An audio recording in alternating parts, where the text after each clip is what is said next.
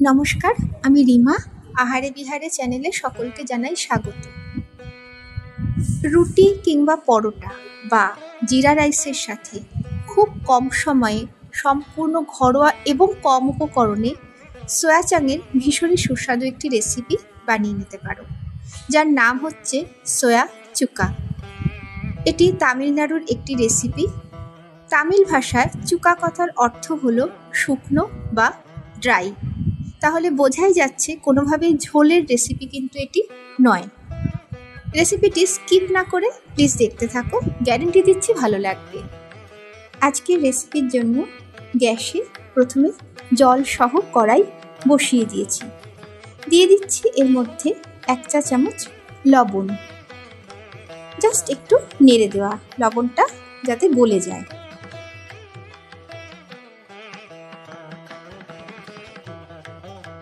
জল যখন একটু একটু করে গরম হয়ে ফুটতে শুরু করছে, দিয়ে দিচ্ছি এর মধ্যে 150 গ্রাম সোয়া চাং। তোমরা তোমাদের প্রয়োজন বুঝে কম বেশি দিও। আঁচ মিডিয়ামে করে দিয়ে সোয়া চাংগুলো একটু ফুটিয়ে সেদ্ধ করে নেব।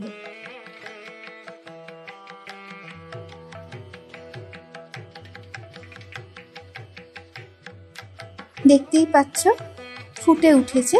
খুন্তির সাহায্যে জাস্ট একটু ঢাল উপর করে দিচ্ছি, যাতে সবকটা সোয়া চাংই সমানভাবে সুসিদ্ধ হয়। মিনিট 5 মতন সেদ্ধ করলেই কিন্তু যথেষ্ট। দেখেই বোঝা যাচ্ছে সোয়া চাংগুলো কিন্তু একদম সুন্দর সেদ্ধ হয়ে ফুলে উঠেছে। গ্যাস বন্ধ করলাম।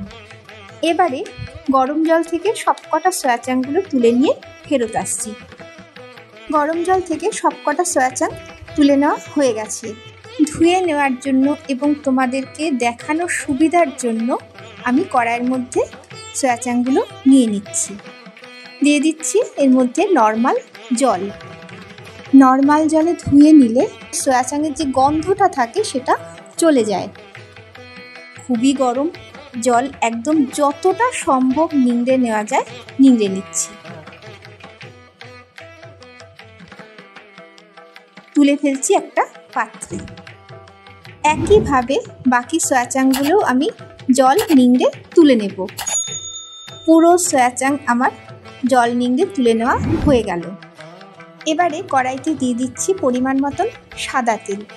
এটা সাউথে অর্থাৎ তামিলনাড়ুতে যেখানকার ডিশ এটা, সেখানে রান্নাটা অ্যাকচুয়ালি নারকেল তেলে করা হয়, কিন্তু আমাদের বাঙালিদের তো নারকেল তেল খাওয়ার অভ্যাস নেই, তাই সাদা তেলেই করছি। তবে আমি সর্ষের তেলে করে দেখেছি, তুলনায় সাদা তেলের টেস্ট বেশি ভালো আসে। এদিকে তেল গরম হয়ে গেছে। আঁচ লোতে রেখে ফোড়নে 3টে মুখ ছাড়িয়ে নেওয়া ছোটো এলাচ আর একটা দারচিনি দিয়ে দিচ্ছি। কয়েক সেকেন্ড একটু নেড়ে নিচ্ছে, জাস্ট গন্ধটা একটু বের হওয়ার অপেক্ষা। ফোড়ন থেকে দারুণ সুন্দর গন্ধ বেরোনোর সাথে সাথেই দিয়ে দিচ্ছি 3টে মিডিয়াম সাইজের পেঁয়াজ কুচি। আঁচ লোতে রেখে কিন্তু পেঁয়াজটা কিছুক্ষণ ভেজে নিতে হবে। প্রায় 40 থেকে 45 সেকেন্ডের মতন আমি পেঁয়াজগুলো ভেজে নিলাম। এবারে এর মধ্যে অ্যাড করছি একটা বড় সাইজের টমেটো কুচি, আর দিচ্ছি 10-12টা কারি পাতা। এবারে একসাথে আঁচ লোতে রেখেই কিছুক্ষণ ভেজে নিতে হবে।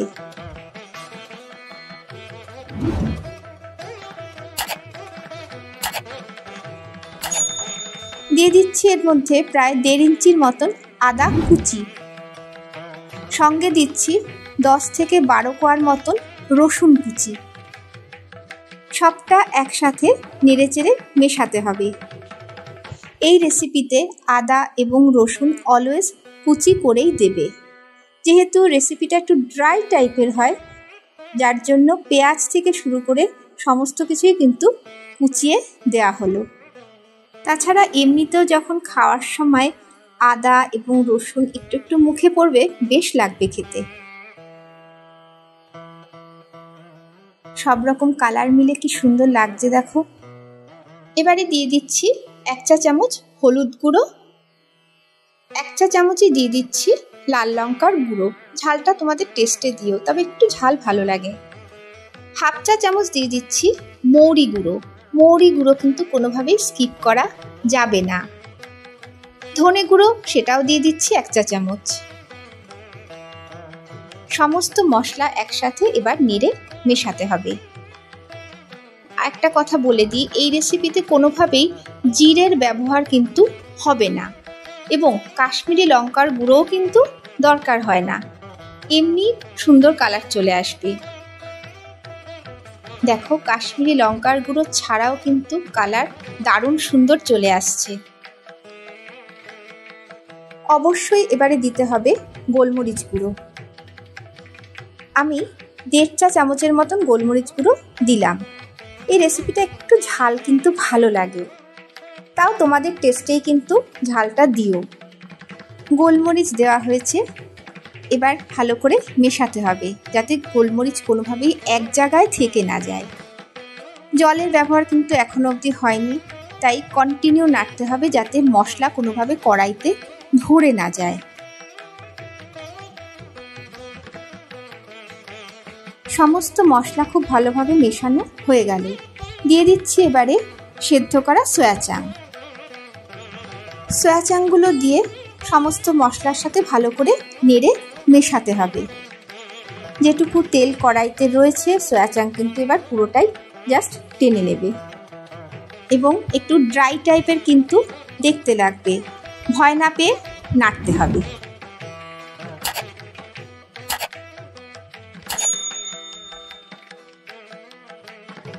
পুরো মশলার সাথে সয়া চাংগুলো আমার ভালোভাবে মেশানো হয়ে গেল।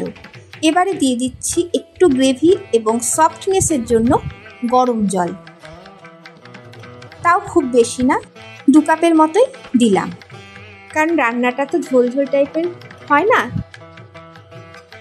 জল দিয়ে সবটা এবার নেড়ে মিশিয়ে দিতে হবে।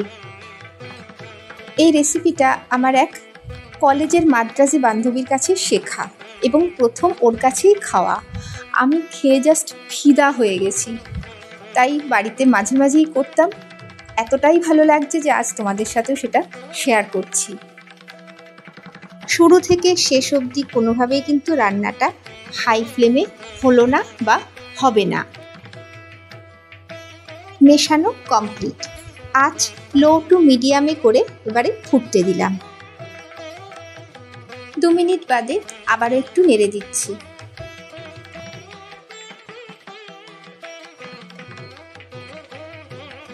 জল কিন্তু দেখো অনেকটাই টেনে গেছে, ফাটাফাটি ফ্লেভার জাস্ট।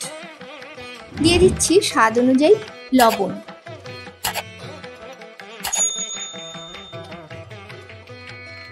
আবারও দিচ্ছি একটা মিডিয়াম সাইজের টমেটো কুচি। আরও সুন্দর গন্ধের জন্য 10-12টা কারি পাতা আবারও দিয়ে দিলাম। আর দিচ্ছি একদম চটপটা স্বাদের জন্য 3 টেবিল চামচের মতন টমেটো কেচাপ। টমেটো কেচাপের বদলে কিন্তু টমেটো সসও দিতে পারো। সুন্দর গন্ধ এবং খাওয়ার সময় বেশ ভালো লাগবে, তার জন্য দিয়ে দিচ্ছি বেশ কয়েকটা চেরা কাঁচা লঙ্কা। লাস্ট বারের মতন ভালো করে এবার নেড়ে জাস্ট মেশানো। কখন যে খাবো।